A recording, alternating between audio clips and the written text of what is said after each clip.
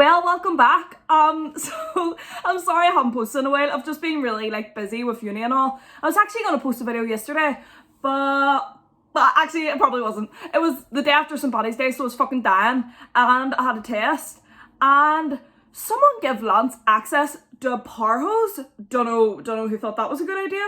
And he was fucking power hosing his car for I'm not even joking, 3 hours straight. He's actually addicted to it. And I think the person just came and got it today, so thank fuck, because I was never going to get anything done. Since I think this video idea, not to toot my own horn or anything, but blow my own horn? Child, anyway. I think this is such a good video idea. So it's funny primary school story times. You already know by the title, but I'm not even joking, thinking back to my primary school, it was so funny and cursed. Also, not trying to flex or anything, but I did steal Lance's iPad and take photos of my notes section because I just wrote a little bullet point for each story I want to talk about. So I'm not a Tory. Right, I've already spoke about this one on TikTok, so sorry if you've seen it, but it's just so weird. So basically, my school had biscuit and crisp day.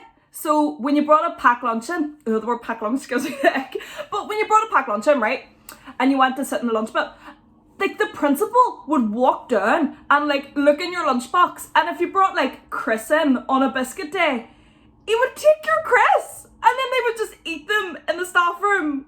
Surely that's not allowed. Surely there are some child protection things against that. Not trying to bring a lawsuit or anything, but... Okay, so staying on the topic of lunchtime, this is just a wee story that highlights how dramatic I was, how dramatic I still am.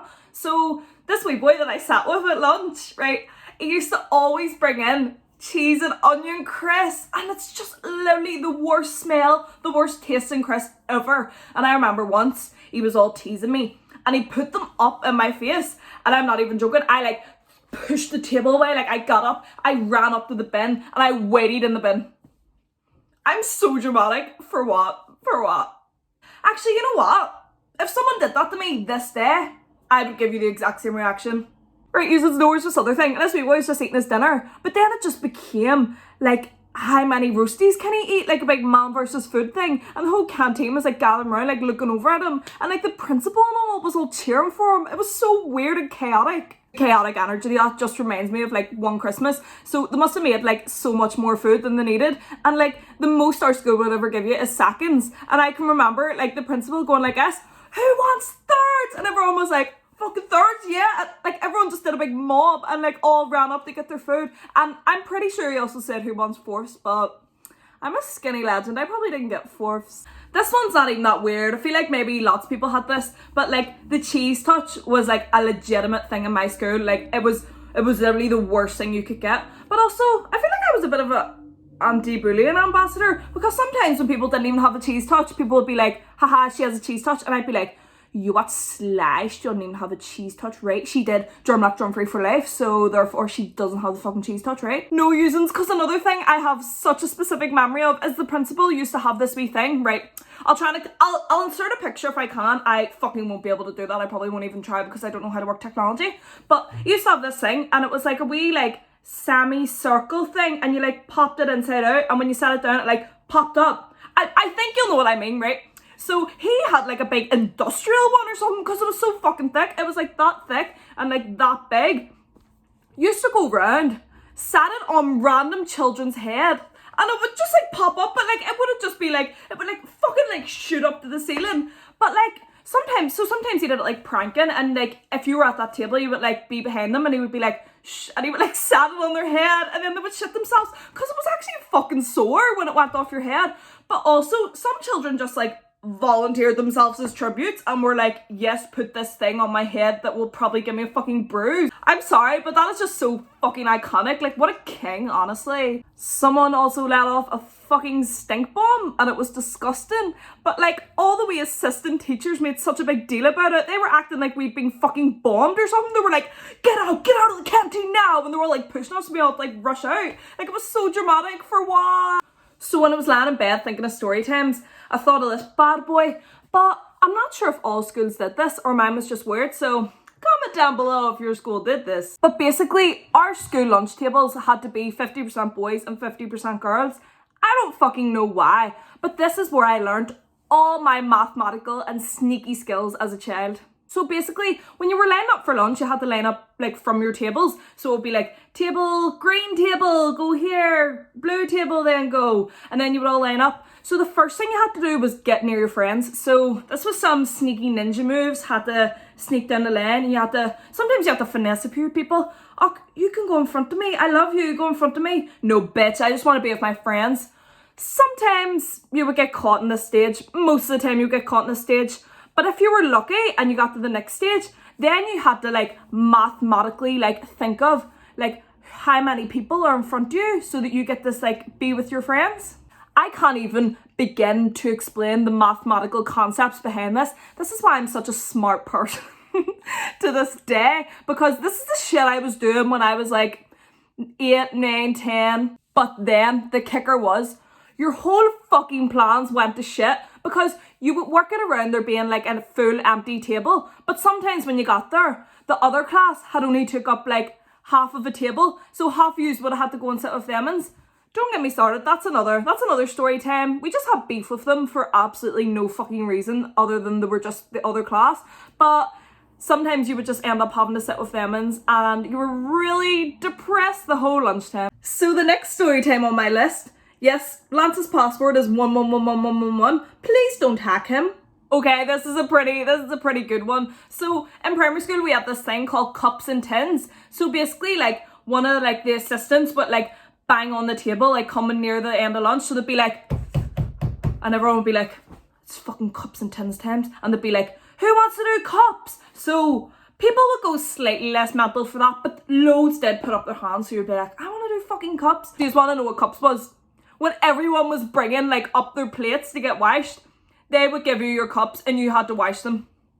That was fucking free labour. We give them free labour and like we were buzzing for it. We were like, I want to do cups, I want to do cups. And then sometimes when like the people that you hated came up to do their cups, they would give you it and you'd be like, I'm not touching your cup, set it down. Or like, pour it out yourself. Like, sometimes you were just a fucking sassy ass bitch to them.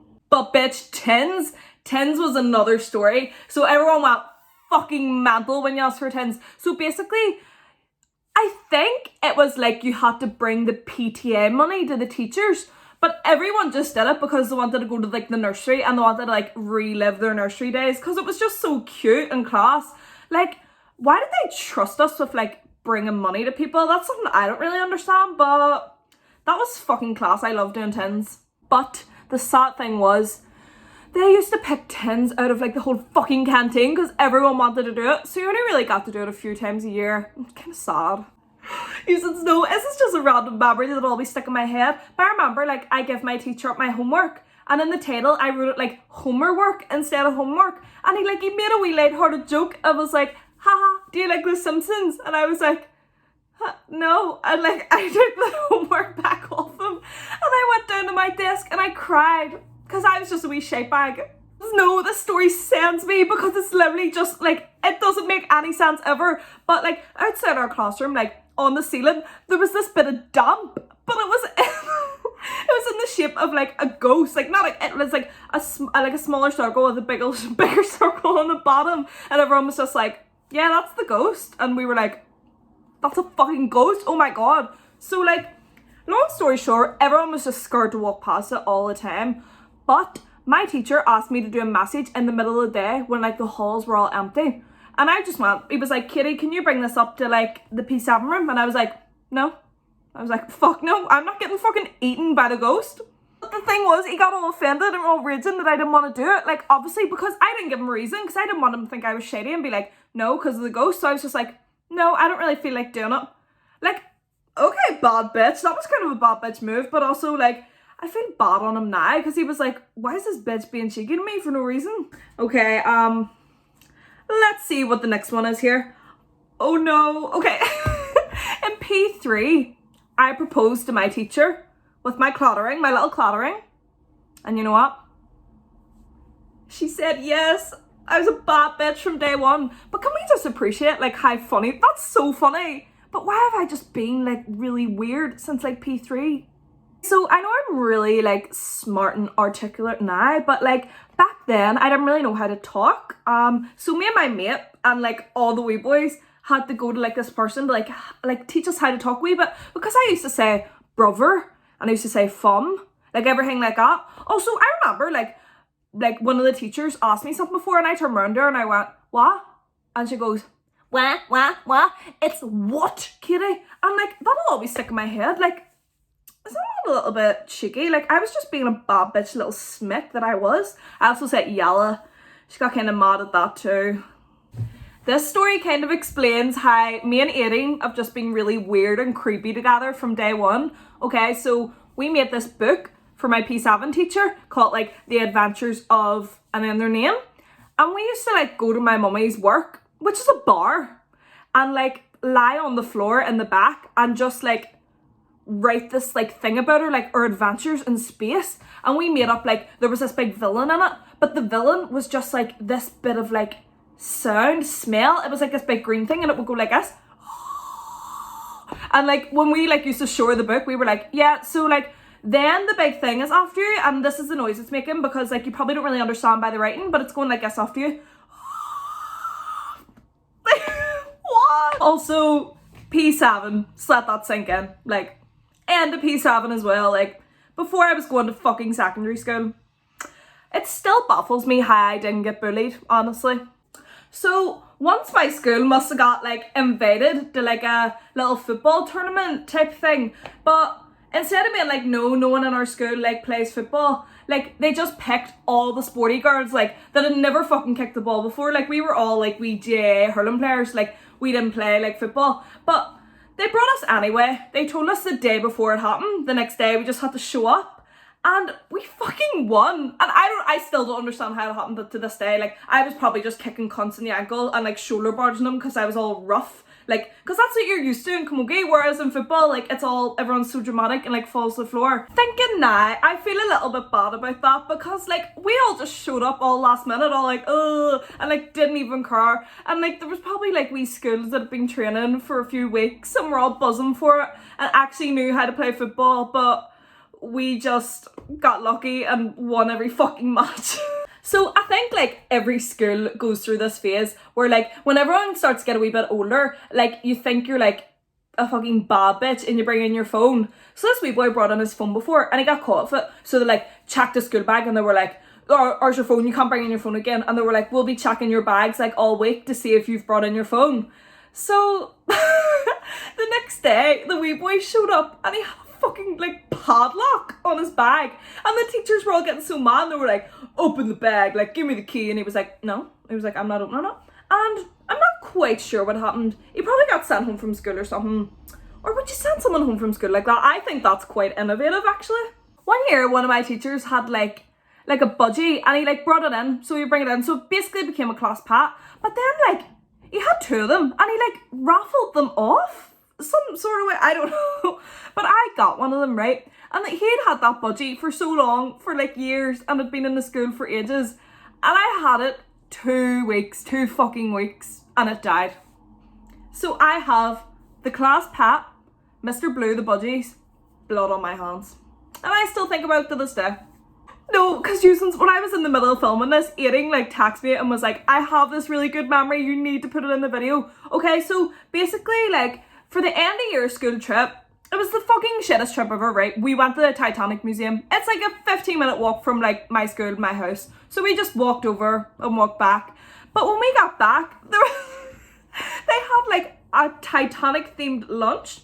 So what they did is like they took all the chairs out of the place. They gave us like fish and chips or chicken and chips and like cones.